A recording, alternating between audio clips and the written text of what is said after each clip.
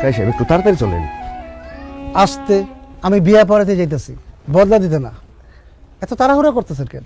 ঠান্ডা মাথায় করতে দেন, মাথা গরম করেন না।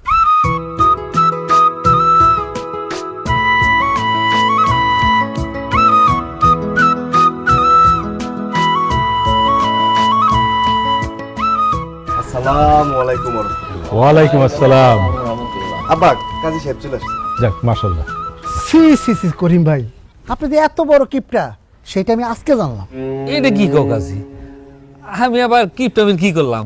কিপটামের কি করছেন মানে? আপনি হলেন আমগো এই ইউনিয়নের একজন প্রভাবশালী লোক। টাকা পয়সা সম্পত্তির কোনো কিছুর কমতি আছে আপনার? আজকে আপনার মেয়ের বিয়া, অথচ একটা গেট বানান নাই, একটা স্টেজ বানান নাই, বাড়িটা পর্যন্ত সাজান নাই, লোকজন দাওয়াত দেন, একটা অনুষ্ঠান করেন নাই। কিপটামি করে কি করবেন? আপনার কি সম্পত্তি টাকা পয়সা কবরে লয়ে যাবেন? কাজী সাহেব, আপনি ভুল বুঝতেছেন। আমরা কোনো কিপটামি করি নাই। আমার মেয়ের সাথে যে ছেলের বিয়ে ঠিক হয়েছে সে তো বিদেশ থাকে, এই জন্য আমরা বড় কোনো অনুষ্ঠানের আয়োজন করি নাই। কি বলেন? পাত্র বিদেশ থাকে, তাহলে বিয়ে হইবে কেমনে? কেন? টেলিফোনে বিয়ে হইব। ও, টেলিফোনে বিয়ে হইব? আরে, আমি আরো সকাল থেকে এক গ্লাস পানিও খাইলাম না। ভাবলাম বিয়ে বাড়িতে যাবো, একটু ভালো মন্দ খামো। এখন যেহেতু টেলিফোনে বিয়ে হইব, তার মানে খাওয়ান দাওয়ানোর কোনো ব্যবস্থা নাই। আমার খালি পেটে বিয়ে পড়াই দিব। এটা কেমন কথা কইলা কাজী? আরে খালি পেটে বিয়ে পড়াবা কেন? তোমার জন্য খাওয়ান দাওয়ানোর ব্যবস্থা আছে।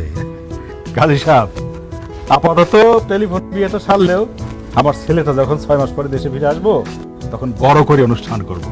তখন নয় আপনি পেট বইরে খাইয়েন। থাক, অনেক দেখছি। একবার বিয়েটা হয়ে গেলে অনুষ্ঠান তো দূরের কথা, পরে একটা ফকির মিসকিনও দাওয়াত দিয়ে খাওয়ায় না। যাই হোক, পাত্রী যেহেতু উপস্থিত আছে, ছেলেরা ফোন দেন, বিসমিল্লাহ বলে বিয়ের কাজটা সেরা ফেলাই। ইনশাল্লাহ ইনশাল্লাহ, আমি আমার ছেলের ইমুতে কল দিতেছি।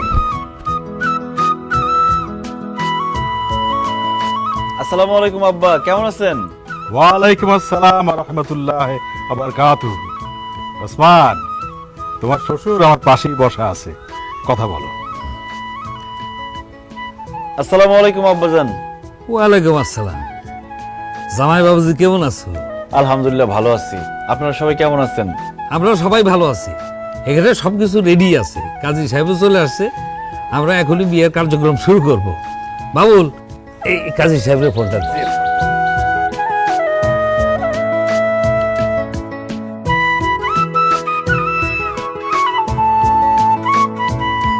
আসসালামু আলাইকুম কাজী সাহেব। ওয়ালাইকুম আসসালাম। বাবাজি, 6 মাস পর যেহেতু বাড়িতে এসে অনুষ্ঠান করবা, তো 6 মাস পরেই বিয়েটা করতা, টেলিফোনে করার কি দরকার? আসলে কাজী সাহেব, বকুলের ছবি যখন আমি দেখছি, প্রথম দেখাতেই বকুলকে আমার ভালো লেগে গেছে।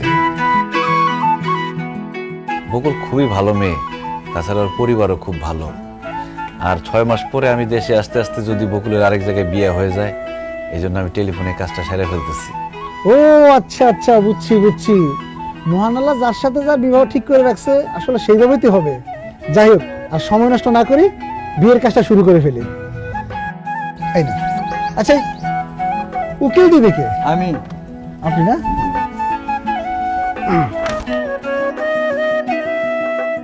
পরানপুর নিবাসী জনাব করিম ভূঁইয়ার মেয়ে বকুল আক্তারের সাথে বকুল আক্তারের সাথে ডুমুরিয়া নিবাসী ডুমুরিয়া নিবাসী জনাব সালাম মোল্লার ছেলে জনাব সালাম মোল্লার ছেলে ওসমান মোল্লার সাথে ওসমান মোল্লার সাথে 5,01,000 টাকা দেনমোহর ধার্য করিয়া 5,01,000 টাকা দেনমোহর ধার্য করিয়া বিবাহের প্রস্তাব করিলাম। বিবাহের প্রস্তাব করিলাম। আপনি যদি রাজি থাকেন বলেন বিসমিল্লাহ কবুল। আপনি যদি রাজি থাকেন বলেন বিসমিল্লাহ কবুল। হ্যাঁ বাবা, লজ্জা পাওয়ার কিছু নাই, বলেন বিসমিল্লাহ কবুল। বিসমিল্লাহ কবুল। এবার ক্যামেরাটা আমার সামনে।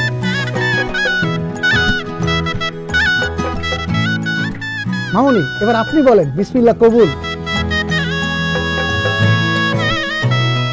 ওমা, কবুল বল, দেরি করিস না, সময় নষ্ট করিস না, কবুল বল।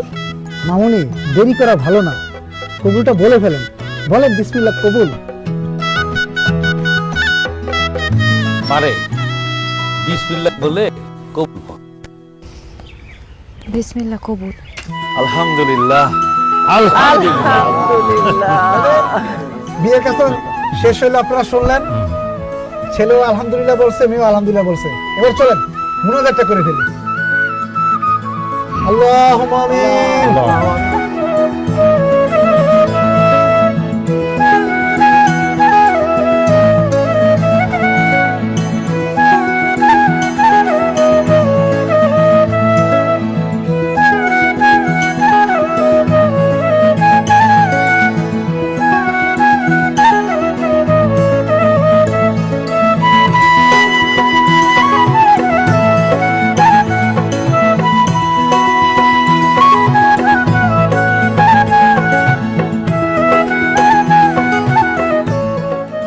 দেখেছি তারে দেখেছি